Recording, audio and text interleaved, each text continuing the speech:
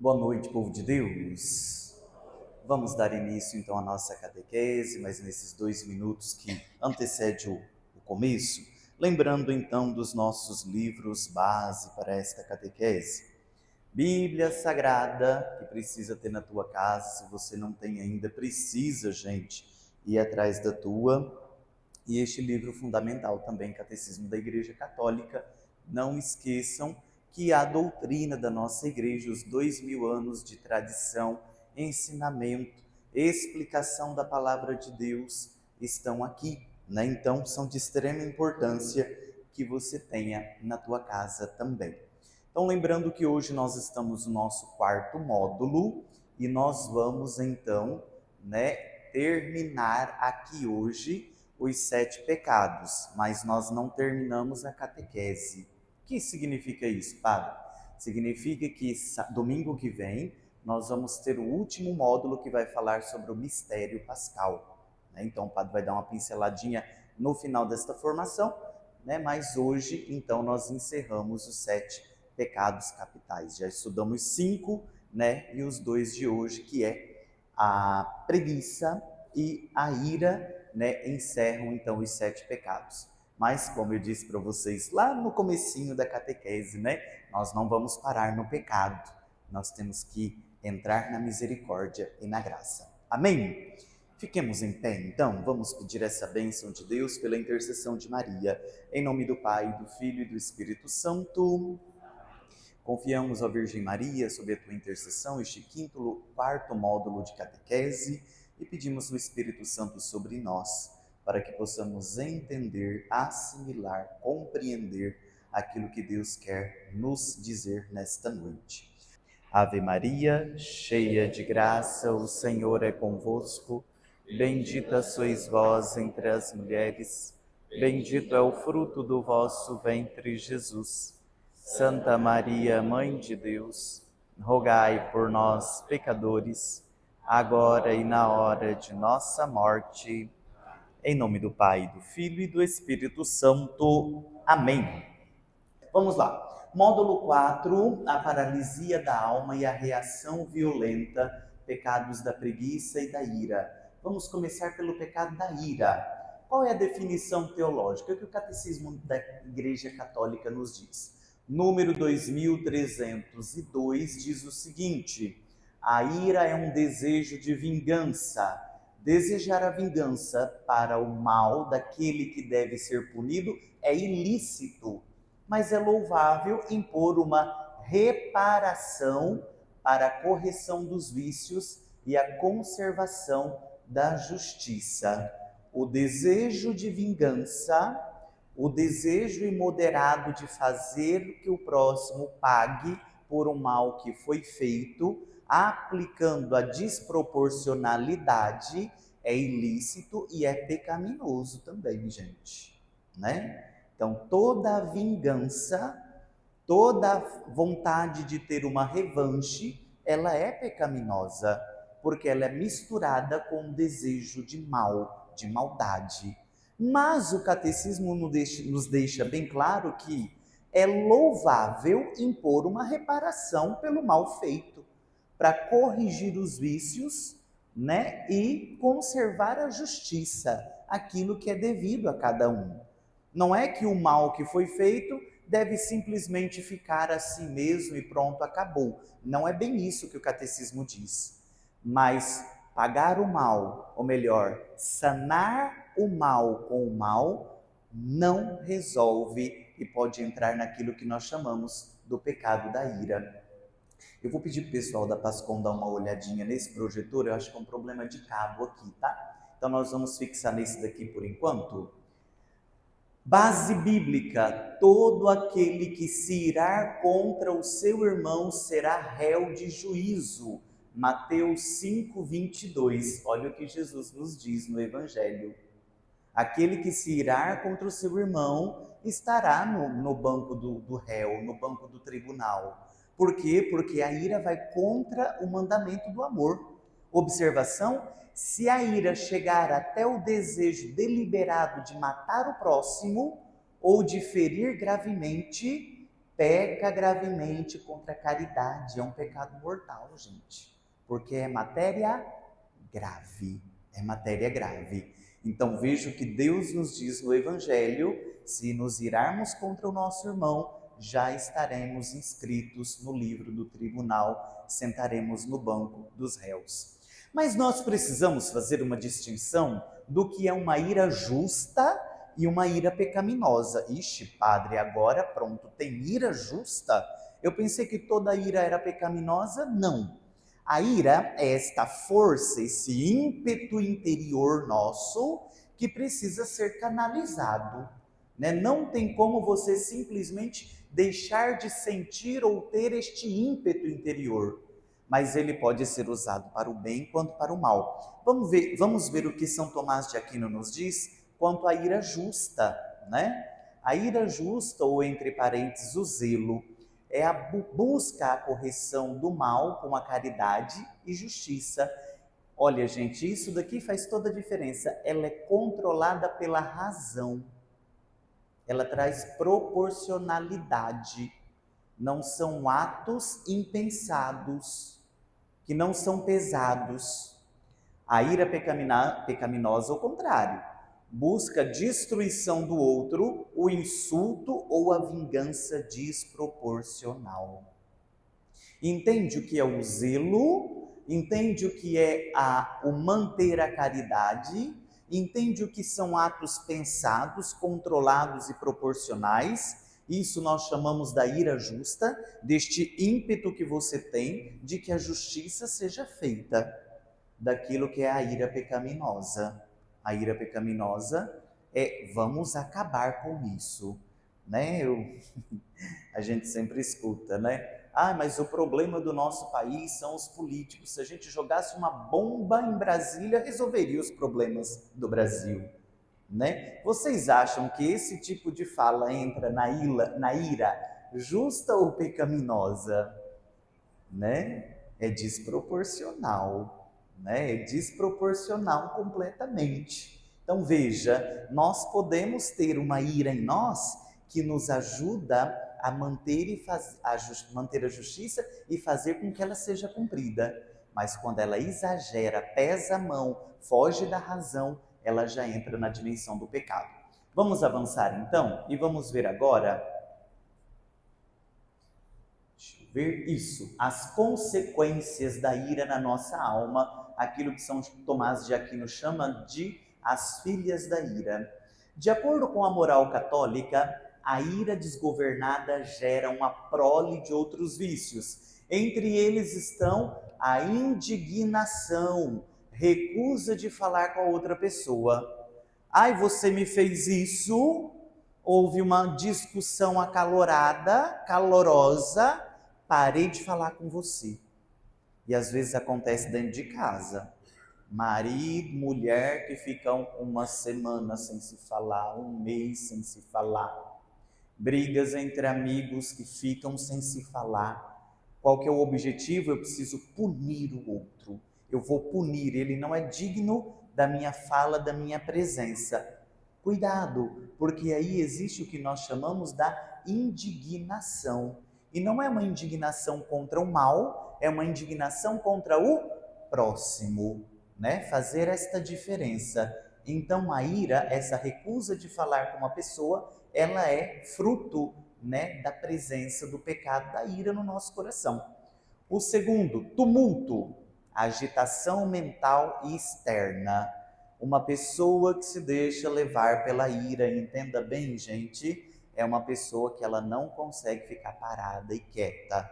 Ela sempre está procurando alguma coisa, mexendo com alguém, falando de alguém, ela tem que estar para lá e para cá e está ligada no 220. Ela nunca consegue ter uma paz de alma. O irado não tem paz de alma, ele não consegue ficar sentado aqui e fazer uma oração de 2 minutos que seja. Ele tem que olhar para algum canto, ele tem que ver, ele tem que falar, ele tem que pensar. Então, a agitação mental e externa, né? Aquele monte de pensamento que vão vindo na cabeça e nunca está ligado também a esse tumulto que é uma filha da ira. O clamor, que isso, padre? Clamor que está longe de ser um clamor para Deus, né? Um clamor de prece. Gritos e palavras ásperas. O que é característico de maneira externa do irado é que o irado ele sempre fala alto, ele grita, né? Quando você vai conversar com o irado ou diverge de uma pessoa tomada pela ira, do nada ele começa a gritar e levanta a voz e começa a falar desse jeito e falar rápido. Calma, parece que vai engolir a gente. Calma, não precisa gritar, não precisa se descontrolar, não precisa se alterar. Mas para ele não tem jeito, porque ele é tomado por um clamor, é um negócio que vem de dentro e precisa gritar e falar palavras ásperas. E muitas vezes o irado, aqui neste clamor, ele consigo mesmo, em casa, sozinho, ele se toma de palavrões e palavrões. Bateu o dedo na quina do armário, 4, 5 palavrões. O copo caiu, quebrou, 10 palavrões. Né? Então o irado não tem o freio na língua. Ele nem pensa aquilo que ele fala.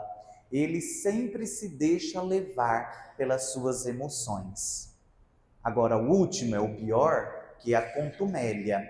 A contumélia são os insultos e ataques à honra alheia. Aqui entra o palavrão direcionado a outra pessoa. Aqui entram os insultos direcionados à pessoa que nós estamos, naquele momento, odiando, que são os nossos inimigos. Então, o irado, ele não se contenta em ter esta ira dentro dele, esta indignação dentro dele, este sentimento ruim dentro dele, ele precisa exteriorizar, e a maneira dele exteriorizar é acabar com o outro, com a reputação do outro. Ele inventa uma série de coisas, ele esbraveja, ele fala mal, ele xinga, né? É a pessoa que se deixa levar pelo pecado da ira e tem como consequência esse tipo de comportamento. Queira Deus que nenhum de vocês tenham encontrado isso agora na vida de vocês aqui, né? Fazendo um exame de consciência. Avancemos. Patrística. O que é patrística, padre? É a palavra dos padres, dos primeiros padres da igreja, dos monges, daqueles homens que viveram nos primeiros séculos do cristianismo, que meditaram a palavra de Deus e que são a base da nossa doutrina, porque eles entenderam a Bíblia, foram iluminados pelo Espírito Santo e nos trazem hoje aquilo que nós chamamos, né, do nosso tesouro patrístico. Entre eles está São João Crisóstomo. E o que nos diz São João Crisóstomo? O irado não é senhor de si mesmo, mas escravo de uma paixão tirânica. Ele é como um cão que morde a própria mão. São João Crisóstomo nos diz isso. Mas o que isso significa, padre? São João Crisóstomo viu que o irado é aquele que se destrói. Ele destrói a ele mesmo, ele não precisa de outros para destruí-lo. Ele vai gerando, alimentando aquele sentimento, aquele pecado da ira no seu coração, e ele vai mordendo a própria mão, como diz São João Crisóstomo, vai se acabando ele mesmo, né? Temos outro padre da igreja, São Cipriano de Cartago, que diz o seguinte: que paz pode haver no peito de um homem que está em guerra com seu irmão? A ira rompe a unidade, destrói a caridade e corrompe a santidade. Como nós podemos ter um coração em paz se nós estamos em guerra declarada? Interessante essa meditação de São Cipriano. Nós queremos ter um coração em paz? Nós queremos ter uma vida tranquila? Nós queremos ter uma relação boa com Deus? Demos o perdão ao nosso irmão, não fiquemos, né, gerando em nós esse pecado da ira, esse sentimento de vingança. Evagrio Pontico nos diz o seguinte: a ira é uma paixão rápida, mas se ela for alimentada pela memória dos insultos, torna-se um tumor maligno na alma. Eu sempre gosto de comparar a ira como um palito de fósforo. O palito de fósforo, quando a gente risca ele ali na caixinha, ele não faz assim, né? Aí depois o que acontece? Aquela chama vai diminuindo, né? Vai diminuindo e vai queimando, queimando. A ira, ela é da mesma maneira. Nós temos aquela explosão diante daquela situação, né? Aquela chama que vem, você vem, mas não pode, como que pode? Não é impossível, isso e aquilo e aquilo outro. E aí, se você deixar aquele momento passar, acabou. Mas se você ficar alimentando aquele fogo, aí eu vou colocar mais um palito de fósforo, aí mais outro palito de fósforo, através da memória. A memória de algo que foi feito com você. Ai, mas eu não vou perdoar, eu não posso perdoar, porque quando eu me lembro... Gente, todas as vezes que a gente fica se lembrando daquilo que nos fizeram de mal, não ajuda na nossa vida espiritual, pelo contrário, vai alimentando esse sentimento de vingança, de ira, né? Então, que ela, melhor dizendo, não se torne esse tumor maligno na alma. E aqui não está escrito, mas é muito claro, o irado é sempre uma pessoa amarga. Aquela pessoa amarga, na conversa, nunca nada tá bom. Se está fazendo sol, está ruim. Se está chovendo, também está ruim. Se os pássaros estão cantando muito alto. Se tem flor, tem abelha, não gosto. O irado para o irado, nada tá bom, tudo é ruim, tudo é amargo. Avancemos. Mas qual que é o remédio então, Padre, para que eu possa vencer a ira? A prática da virtude, da mansidão e da paciência. Vamos entender o que é isso? A paciência é a capacidade de suportar os males sem se deixar dominar pela tristeza ou pela revolta. Mas como eu não posso ficar parado, calado? Veja bem o que me aconteceu, Padre. Essa pessoa fez isso comigo, eu que sempre procurei fazer as coisas certas, está com tudo certinho, as minhas coisas em dia, nunca fiz o mal para ninguém, e eu não... Calma, calma. Se a justiça dos homens não vai resolver o seu problema, a justiça de Deus resolve. Né? Então a paciência, e a paciência significa suportar esses males sem deixar que a tristeza, ou às vezes não é uma revolta, né? Às vezes é a tristeza, a pessoa que fica acabrunhada, que fica ali, né, debruçada, a vida não anda porque ela está dominada pela ira. Então calma, suportemos os males, se a justiça dos homens não resolve, a de Deus resolverá. E a mansidão, agora entendo o que é mansidão, viu gente? Não é passividade ou fraqueza, mas o domínio de si mesmo. É a força interior que permite reagir com calma sob pressão. O manso não é o bobo. Às vezes a pessoa diz assim, ai, mas ele é tão mansinho, né? A gente pode fazer de tudo, ele não fala nada. Ser manso não é ser bobo. Ser manso é poder reagir de maneira tranquila diante das pressões, diante das adversidades, diante daquilo que aparece que eu não tinha programado para a minha vida. Essa é a virtude da mansidão. E ela é uma virtude dos fortes. A mansidão é a virtude dos fortes. E ainda hoje, ainda mais hoje, né? Nós estamos num contexto imediatista, tudo tem que vir e tem que ser da mesma maneira. Veja bem, vou dar um exemplo claro. Hoje à noite você vai encomendar uma pizza, certo?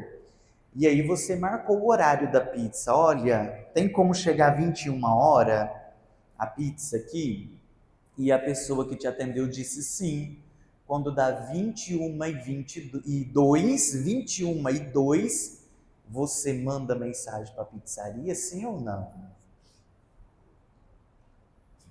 Pois é, nós estamos no contexto imediatista, né? Marcou comigo 21, tem que ser 21 e é 21h02. Não chegou ainda. A mansidão nos ajuda a ter uma centralidade interior. A mansidão nos ajuda a olhar as coisas com paciência, né? Então o remédio para a virtude, para o pecado da ira é a virtude da mansidão e da paciência. Bom, entremos agora na preguiça espiritual. Gente, a preguiça que nós vamos abordar aqui hoje não é aquela moleza do corpo, né? Ai, eu tô com uma preguicinha que hoje amanheceu frio, eu queria ficar mais um tempo na cama. Não é essa preguiça.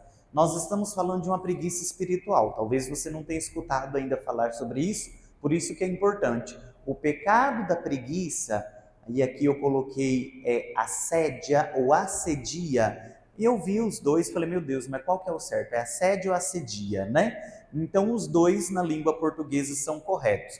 Hoje, 2026, o mais usado é a palavra assédia, com acento. Mas na tradição dos padres da igreja se escreve desta maneira aqui. Então, nos manuais de espiritualidade vocês vão encontrar assedia, né? O que é assedia, padre? É a preguiça espiritual e nós vamos entender o que é isso agora. Então vamos lá. Definição teológica. O Catecismo da Igreja Católica, no número 2094, diz o seguinte: a assedia é uma forma de asfixia da alma. Ela não é a falta de fazer coisas, mas a falta de fazer as coisas certas com amor devido. A preguiça espiritual, né, se formos definir, uma resistência em aceitar a grandeza da vocação cristã. A pessoa acha que o caminho da santidade é pesado demais ou é chato. Paralisia da caridade. O preguiçoso evita o esforço necessário para amar a Deus e ao próximo, preferindo o conforto imediato. Veja, dentro da preguiça espiritual, essa resistência em aceitar a grandeza da vocação cristã. Todos nós fomos feitos e Deus planejou para nós uma vida de santidade. Se eu perguntar para vocês, você sabia que você foi destinado à santidade e que Deus quer que você seja santo? Vocês vão dizer assim, eu acredito, né? Que a maioria vai dizer, sim, padre, eu sabia. Agora, eu gostaria de reformular a pergunta e dizer, você acredita que você vai ser santo? Já dá aquele negócio dizendo, não, padre, eu não vou. Olha Santo Antônio, olha Santa Rita, Santa Teresinha, nunca chegarei aos pés deles, não é? E a gente vai deixando que a assedia entre no nosso coração. Mas Deus não te destinou para ser o santo dos tempos atuais? Nós precisamos crer na nossa vocação, né? A pessoa acha que o caminho da santidade é pesado demais, é chato. Ai, mas para ser santo tem que fazer um monte de coisa, um monte de regrinha. E é chato também, né? Esse negócio de ser santo tem que ficar com a mãozinha posta e a cabecinha do lado. Eu não sou disso, eu sou de uma coisa mais alegre, mais feliz, né? A vida do santo é uma vida chata e triste, padre. Eu quero ser feliz, eu quero aproveitar a minha vida nessa terra. E ser santo é chato, né? Não gosto. Né? Interessante porque eu gosto muito de ver podcast, eu via podcast, teve 2 jovens que foram entrevistados num podcast aqui do Brasil, e eles foram perguntados para eles, né, sobre essa questão do inferno, do céu, né, se eles acreditavam. Falaram, eu não acredito nesse negócio que eu vá para o céu, não. Né? Eu, na verdade, prefiro mais ir para o inferno. Quando eu escuto assim, esse negócio de céu e inferno, né, eu prefiro ir para o inferno, porque eu vou para o céu, vai ficar lá com os anjinhos tocando harpa, cantando, né? Aquelas florzinhas, aquelas coisas, aquele riozinho. Eu quero ir para o inferno, que eu gosto de fazer festa, beber, eu quero, né, escutar música alta, eu quero dançar, quero aproveitar. E aí, gente, eu queria chamar a atenção de vocês para uma coisa muito triste que está acontecendo e a gente está normalizando. É a romantização do inferno, né? Nós achamos que o inferno é o lugar onde a gente vai poder pecar mais tranquilamente, porque lá não tem Deus e não vai ter peso de consciência. Você está errado. O inferno é o lugar da privação, da solidão, da desolação maior do ser humano. Porque enquanto nós estamos aqui, podemos até estar num pecado mortal, mas ainda somos, de uma certa maneira, assistidos pela graça de Deus. No inferno não tem presença de Deus, não tem graça de Deus, é condenação definitiva, é desolação completa, é solidão completa. E o pecado vai perder o sentido no inferno. Por quê? Porque no inferno não tem prazer. Nós só pecamos porque nós sentimos prazer. No inferno não existe. Então, não se deixe seduzir pela ideia de um inferno romântico. Ele não existe. Está errado isso, né? Então, coitado desses jovens que acham que vão beber, dançar e escutar música alta no inferno, porque não vão. Não vão. E a paralisia da caridade. O preguiçoso evita o esforço necessário para amar a Deus e ao próximo, preferindo o conforto imediato, né? Aonde é o lugar que nós prestamos o culto maior a Deus? Exprimimos de maneira direta o nosso amor e a nossa adoração a Deus. Aonde, povo de Deus? Na Santa Missa, certo? Para nós, católicos, apostólicos, romanos, não existe outro lugar, por excelência, onde nós nos encontramos com Deus, onde nós podemos exprimir o nosso amor, a nossa veneração, a nossa admiração, a nossa adoração por Deus, do que na Santa Missa, que é a atualização do Santo Sacrifício do Calvário. E às vezes, pela assedia, preguiça espiritual, a gente, eu não vou na missa hoje. Afinal de contas, ninguém vai nem perceber que eu não fui, né? A preguiça espiritual vai esfriando o nosso amor por Deus, o nosso desejo de estar na presença de Deus. Avancemos. Aspecto bíblico, Apocalipse 3, 15 e 16 diz o seguinte: conheço as tuas obras, não és frio nem quente, oxalá fosses frio ou quente, mas porque és morno, nem frio nem quente, estou para te vomitar de minha boca. O livro do Apocalipse define a pessoa que está acomedida pela assedia como uma pessoa morna. Ela não é nem fria, ela nem pertence ao diabo, ela nem pertence a Deus. Ela não tomou uma decisão na sua vida, ela está meio assim. Então, porque você não é nem de lá e nem de cá, você também não é do meu lado. Vou te vomitar, né? São Paulo diz também à comunidade de Romanos, no capítulo 12, versículo 11, não sejais preguiçosos no zelo, sede fervorosos no espírito, servi ao Senhor. Às vezes a comunidade de Romano estava meio assim, mas, não sei, esse negócio de igreja, de começar, de servir o próximo. São Paulo dá um chacoalhão e diz, para de ser preguiçoso, seja mais zeloso, sirva o seu próximo, né? Base bíblica, patrística, a palavra dos padres da igreja, São João Crisóstomo diz, da assedia nasce o desespero, o rancor, a malícia e a vagueação da mente pelas coisas ilícitas. Ela é uma tristeza que consome a alma e torna incapaz de qualquer obra boa. Gente, aquela pessoa preguiçosa espiritualmente, ela não faz nada de bom na vida. E que ruim isso, né? Que triste. Você olhar para a sua vida e você ver que você não fez nada de bom para o próximo, para o outro, por causa de preguiça, por causa de uma falta de determinação, porque você não se deixou levar e conduzir pelo Espírito Santo. Que triste. Também vai dizer Evagrio Pontico, aqui Evagrio Pontico, ele falou muito sobre essa questão da assedia, e ele até nomeia de uma outra maneira, ele vai chamar do demônio do meio-dia, ou demônio meridiano, né? E ele diz o seguinte: o demônio da assedia faz com que o sol pareça parar ou mover-se lentamente. E o dia pareça ter 50 horas. Ele inspira no monge o terror pelo lugar onde está, pelo seu próprio estado de vida, pelo trabalho manual, faz com que pareça que a caridade desapareceu entre os irmãos. Se a gente for resumir o que diz Evagrio Pontico, né? A preguiça espiritual, a assedia tira a beleza da vida espiritual. E se a gente, é claro que aqui ele está falando para o contexto da vida religiosa, um monastério, mas se a gente aplicar no nosso contexto da paróquia, né? A pessoa que está acomedida pela preguiça espiritual, a missa que é só 1 hora, ela demora 20. É uma olhação no celular para ver o horário. no relógio, que hora vai acabar, esse padre não para de falar, que leitura longa, que canto que não termina, que meu Deus, que hora que eu vou voltar para casa? A preguiça espiritual, isso é sinal da preguiça espiritual. Ou se não aquela frase tão, conhecida, eu na igreja para quê?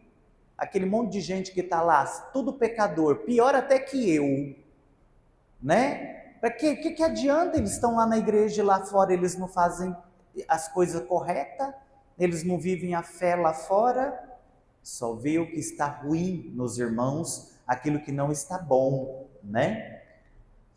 As filhas da preguiça, nos diz aqui São Tomás de Aquino, a preguiça gera outros vícios que tentam preencher o vazio da alma. A malícia, o ódio contra as próprias verdades divinas que incomodam a consciência.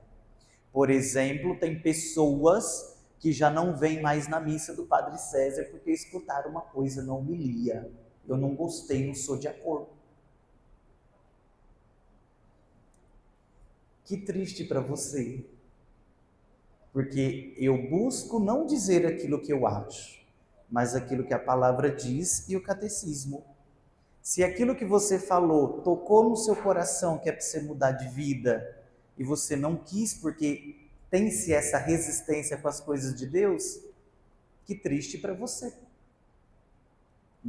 O problema não é o Padre César, o problema é a verdade divina, é aquele cutucãozinho de Deus que você não quis aceitar. Que triste para você, Bom, avancemos. O rancor, a indignação contra aqueles que nos lembram dos nossos deveres. Exemplo, irrita-se com quem convida para a missa. Vamos para a missa hoje? Ei, você não foi na missa domingo passado, Ei, escuta, tá tranquilo em casa? Tô, você quer vir aqui para a gente conversar? Ai, queria rezar um terço com você. Ai, um terço? Ai, meu Deus, vai lá. O Beato vai vir rezar terço comigo, Então, a pessoa se irrita com aqueles que lembram dos seus deveres. Deveria fazer. A pusilanimidade, gente, o medo de enfrentar os grandes desafios, a mesquinhez de espírito. O preguiçoso é aquele que sempre pensa 4, 5, 6, 10 vezes antes de fazer uma coisa boa, uma coisa digna para a sua vida espiritual. Falta fibra nele, falta resiliência. Ai, eu vou ter que começar isso. Esse negócio de 40 dias fazendo penitência. Ai, vou não, que eu não vou dar conta. Deixa para você, que você é forte. Eu não. Eu vou fazer outra coisa. O desespero, achar que a salvação é impossível e desiste de lutar.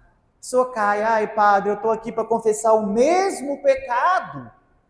Olha, tem 2, 3, 4, 10 anos que eu estou confessando o mesmo pecado. Eu olho para a pessoa, dou uma risada e digo, que bom que você não está sendo criativo, Enquanto está no mesmo pecado, quer dizer que você está lutando, Não está procurando fazer outros. Que bom que não está sendo criativo, Mas tem gente que já para de lutar. Caí 3 vezes, confessei 3 vezes, não deu certo, então não é para mim esse negócio de vida espiritual. Parei.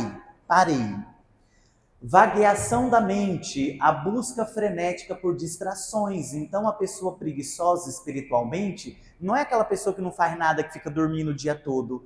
É pelo contrário, ela faz muita coisa, ela quer preencher o vazio dela, mas em outras coisas. Ela fica zapeando, ela fica nas redes sociais, ela fica falando mal dos outros, ela quer estar em lugares para estar numa agitação e ela nunca busca o silêncio da alma. Ela nunca centraliza o seu pensamento em Deus, ela nunca escuta a voz de Deus, porque ela tem medo de encarar o silêncio, porque no silêncio ela vai encontrar com a sua própria verdade e com Deus, que vai pedir para que ela mude, para que tenha mais fibra na sua vida.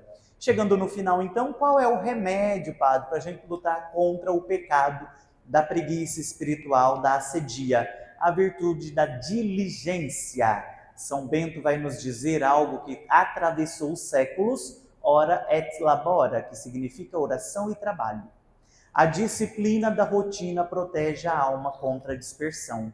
nós precisamos ter disciplina, viu, gente? Disciplina não é só para monge, disciplina não é só para padre, disciplina não é só para militar. É para todos nós. Se não tivermos disciplina, a nossa vida espiritual vai de água abaixo. Veja bem aqui, quais são os conselhos práticos que nós podemos colocar na nossa vida, até mesmo como determinações. Pequenos passos, não comece por grandes coisas. Cumprir o dever do momento com amor, mesmo sem vontade sensível. Vamos lá no grupo de oração? Não, estou sem vontade. Vai fazer bem para você o grupo de oração? Claro, padre, rezar sempre faz bem, mas eu não estou com vontade. Vá. Eu sei, eu sou catequista, eu sou da pastoral do dízimo, eu sou da pastoral da liturgia, eu sou da pastoral familiar, eu sou da pastoral do batismo, eu sou da pastoral da música, mas eu não estou com vontade de ir lá naquela reunião. Mas você não é da pastoral? Sim, então vá. Mas eu não estou com vontade, por que eu tenho que ir sem vontade? Porque é o cumprimento do dever e você disciplina o teu coração quando você vai fazer as coisas sem vontade sensível, mas sabendo que é um bem para você. A outra coisa, a fidelidade. Gente, como está difícil isso hoje, que é uma palavra que está sumindo do dicionário, a dimensão de fidelidade. Ninguém sabe mais o que é. Fidelidade, permanecer no posto de dever. Como dizia São João da Cruz, para possuir o todo, não queiras possuir algo em nada. A fidelidade. Me pediram sim para eu ir lá lavar os banheiros, mas eu não vou lavar não, vou pedir para o outro ir no meu lugar. Mas não pediu para você? Pediu, mas não quero. Pediram para eu ajudar lá no lanche lá fora, o padre organizou um retiro, pediu para eu ajudar no lanche, mas não vou não. Eu vou pedir para fulano de tal ir. Mas você pode ir? Posso, mas eu não quero. A disciplina, permanecer firme, fiel ao seu dever, vai te mostrando, te moldando, vai te, de uma certa maneira, modelando para que você vença a preguiça. E a preguiça, gente, só se vence quando a gente se levanta. Quando a gente está sentado, jogado, abandonado, não vencemos. Levante-se, coloque-se a caminho, seja disciplinado e você vai ter na tua vida, com certeza, a virtude da diligência e não mais o pecado da preguiça. Amém, povo de Deus? Terminamos aqui então os 7 pecados capitais. Nós vamos ter nossa última formação, chegando já no final da quaresma.